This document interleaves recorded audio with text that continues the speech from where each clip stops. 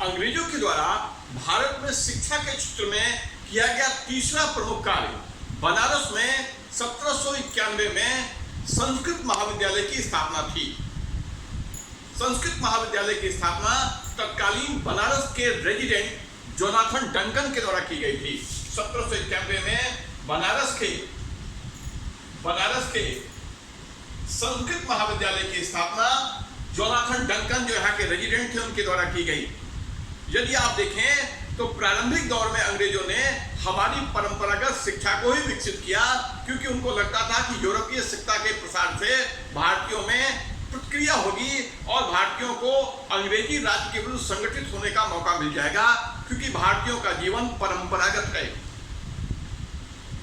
मित्रों, यदि प्रकाश डाला जाए तो भारत में सबसे पहले यूरोपीय आधुनिक शिक्षा के प्रचार प्रसार का कार्य अंग्रेजों के द्वारा नहीं किया गया। यह कार्य सबसे पहले डेनमार्क के डेनिश ईसाई मिशनरियों के द्वारा किया गया। डेनिश ईसाई मिशनरियों के द्वारा सन 1805 में कलकत्ता के निकट सेरामपुर में बैप्टिस्ट कॉलेज की स्थापना की गई।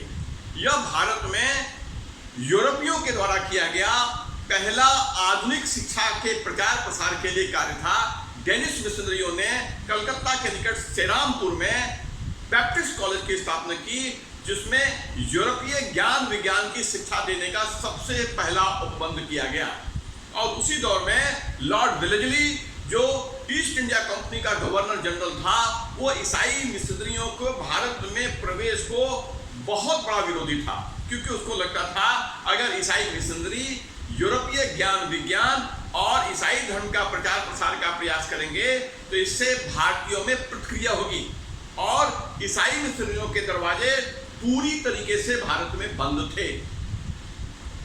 और इसी दौर में वेलेस्ली के काल में कलकत्ता में 3 ईसाई मिशनरी आ गए थे बिना उसके परमिशन के, जिनका नाम था मार्श, कैरी और वॉर्ड, जिन्हें वेलेस्ली ने शैतानों की तिकड़ी कहा था और उन्हें जल्द से जल्द उसने डेनिश, जो डेनमार्क का एन्क्लेव था, वहां भिजवा दिया था। मित्रों, मेरे यह कहने का मतलब है शुरुआती दौर में अंग्रेज साम्राज्यवादियों ने हमें यूरोपीय या आधुनिक शिक्षा न प्रदान करके हमारी परंपरागत शिक्षा को ही जारी रखा और भारत में यूरोपीय शिक्षा के प्रचार प्रसार का कार्य अंग्रेजों के द्वारा न करके डेनमार्क के डेनिश मिशनरियों के द्वारा किया गया। किंतु 1810 के बाद इंग्लैंड में उपयोगितावाद का दौर शुरू हुआ, जिसके प्रणेता जेरेमी बेंथम और उनके शिष्य जॉन स्टुअर्ट मिल थे। इस उपयोगितावादी सिद्धांत ने अंग्रेज साम्राज्यवादियों को एक जो प्राचीन रोमन कहावत थी उसके उपयोग का अवसर दिया। यह प्राचीन रोमन कहावत श्वेत व्यक्ति का भार, श्वेत व्यक्ति का भार, श्वेत व्यक्ति का भार,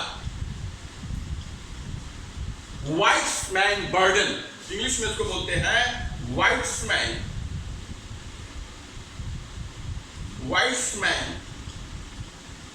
मैन बर्डन।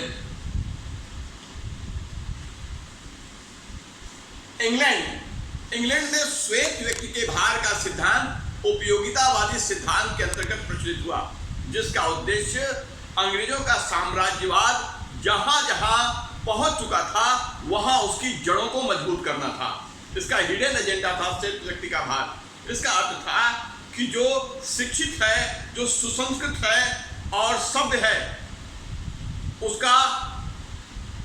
उसका जीवन का यह लक्ष्य है कि जो अशिक्षित हैं और असभ्य हैं उन्हें शिक्षित और सभ्य बनाया जाए। अर्थात इस श्वेत व्यक्ति का भार, जो एक प्राचीन रोमन फ्रेज है, उसका प्रयोग अंग्रेज साम्राज्यवादियों ने अपनी साम्राज्यवादी जकड़ को मजबूत करने के लिए किया, क्योंकि उन्हें लगता था कि जिन देशों में हमारा शासन है, अगर हमारी शिक्षा, संस्कृति और मूल्यों का वहां प्रचार प्रसार हुआ और वहां के लोगों ने उसे ग्रहण कर लिया तो उनका राज्य स्थायी हो पाएगा।